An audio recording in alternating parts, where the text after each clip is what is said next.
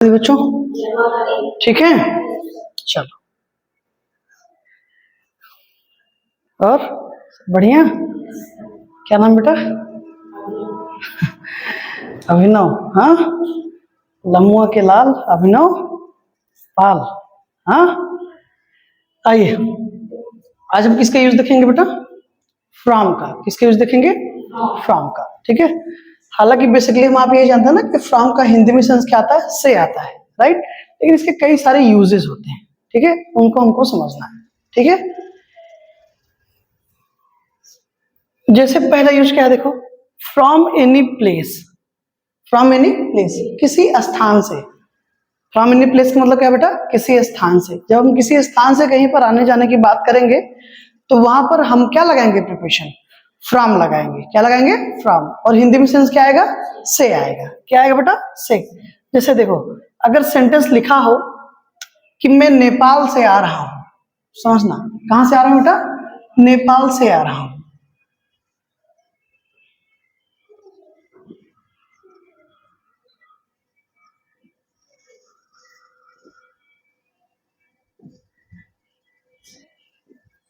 ठीक है, मैं नेपाल से आ रहा हूं। कहां से आ रहा हूं? नेपाल से। तो नेपाल क्या है? एक प्लेस है ना? प्लेस है कि नहीं? आप वहां से आ रहे हो तो सोर्स, समझ रहे हो ना? जहां से हम कहीं निकलते हैं, कोई भी चीज कहीं से निकलती है तो वो हमारा क्या होती है? सोर्स होती है। और सोर्स के लिए प्रीपोजिशन हमेशा फ्रॉम आएगी। हिंदी में सेंस क्या निकलेगा? से। तो I am coming from Nepal, ये रहा हमारा प्रीपोजिशन। ठीक बेटा? अब देखो, जिम भी तो एक प्लेस है, फेयर मेला ये भी एक प्लेस है। अगर कोई ये कहेगा कि आयुष जिम से आया और महक मेले से आई, तो क्या होगा? Ayush came from the gym, from preposition. ठीक बेटा? हिंदी में से सेंस देगा ये, से एक्सप्रेस। जब हम आप हिंदी लिखने लगेंगे, इसका सेंस क्या आता है हिंदी में? से। ठीक है, जिम से, मेले से, ऐसा। ठीक, तो Ayush came from the gym and Mahak came from the fair. ठीक बेटा? मैं लम्हुआ से आ रहा हूं, आई एम कमिंग फ्रॉम लम्हुआ। मैं सुल्तानपुर से आ रहा हूं, I am coming from Sultanpur. समझ के ना बेटा ये चीज? दूसरा यूज क्या है बच्चों? From some future time.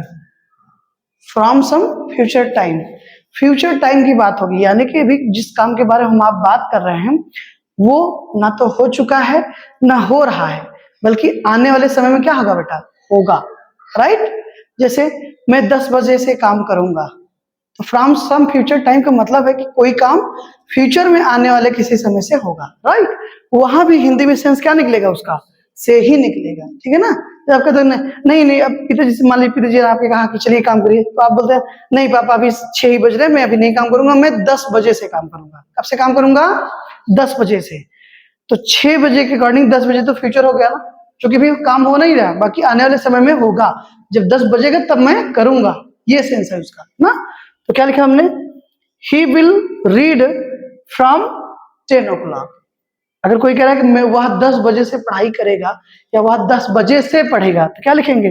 He will read from 10 o'clock। समझ में आई बात ना? ये क्या है? 10 o'clock फ्यूचर टाइम है। क्लियर? यहां पर देखो विल आ गई ना, ये ऑक्सिलरी है और ये शो कर रही है किसको? फ्यूचर टाइम को, right. They will work from tomorrow, from preposition है। वे कब से काम करेंगे? कल से काम करेंगे। दे will work from tomorrow, tomorrow मतलब आने वाला काम, फ्यूचर, राइट। देखो एस्टरडे और टुमारो दो चीजें होती है बेटा। एस्टरडे मतलब बीता हुआ कल, वो पास्ट टेंस का एडवर्ब होता है, और टुमारो फ्यूचर टेंस का एडवर्ब होता है, उसका मतलब आने वाला कल। ठीक है, कह रहा है कि they will work from tomorrow, वे कल से काम करेंगे, मतलब आज नहीं कर रहे हैं, कल से करेंगे। ठीक है, आने वाले समय। नेक्स्ट क्या है हमारा? Chess practice will be started. देखो पैसिव में लिखा गया ना, B form plus B3, right. ये ना हमारा from preposition. Chess practice will be started from the next week. जो चेस की प्रैक्टिस है वो अगले सप्ताह से क्या होगी? शुरू होगी। मतलब अभी नहीं शुरू है, अगले सप्ताह से, इस वीक नहीं शुरू है, वो अगले सप्ताह से, अगले वीक से, नेक्स्ट वीक से क्या होगी? वो शुरू होगी। समझ में आई बात ना? तो नेक्स्ट वीक अगर देखो अभी जो हम आप बात करें तो हमारा प्रेजेंट हो गया बेटा, ये वाला वीक हमारा अभी जो चल रहा है वो प्रेजेंट है। आने वाला जो नेक्स्ट वीक होगा वो हमारा क्या है, फ्यूचर टाइम है ना, ये चीज क्लियर है। अब देखो इसका एक यूज और है बेटा, ठीक है, फ्रॉम एनी सोर्स, किसी सोर्स से, किसी स्रोत से। सोर्स मतलब स्रोत बेटा। जब सोर्स की हम आप बात करेंगे, जैसे किसी सोर्स के थ्रू हम आपको कोई चीज जानते हैं ना, कहते हैं ना ये कहाँ पता चला आपको, भैया अखबार में हम पढ़े, यानी कि ये चीज कहाँ से पता चली आपको, अखबार से पता चली, न्यूज़पेपर से पता चला। आप कहते हैं अरे यार ये कौन बताया आपको, भैया हमको आयुष बताए। तो किसी चीज के बारे में किसी कोई भी इंफॉर्मेशन कहाँ से मिली आपको, आयुष से मिली ना। तो इस सिचुएशन में आयुष, न्यूज़पेपर, ये क्या होंगे, आपके सोर्स होंगे जिनके थ्रू आपको कुछ पता चल रहा है। समझ में आ रही बात बेटा? और जब ये जो फ्रॉम का तीसरा यूज है बेटा, फ्रॉम एनी सोर्स, यहां पर हिंदी में सेंस क्या देगा, से भी देगा, के द्वारा भी आप बोलोगे तो वो समझ में आएगा आपको, परेशान मत होइए, के द्वारा भी सेंस देगा, के जरिए भी। जैसे आप बोल सकते हो कि मैं ये न्यूज मुझे न्यूज़पेपर से मिली, ये न्यूज मुझे न्यूज़पेपर के द्वारा मिली, या फिर ये न्यूज मुझे न्यूज के जरिए मिला, अखबार के जरिए मिला। अब समझ में आएगी बात?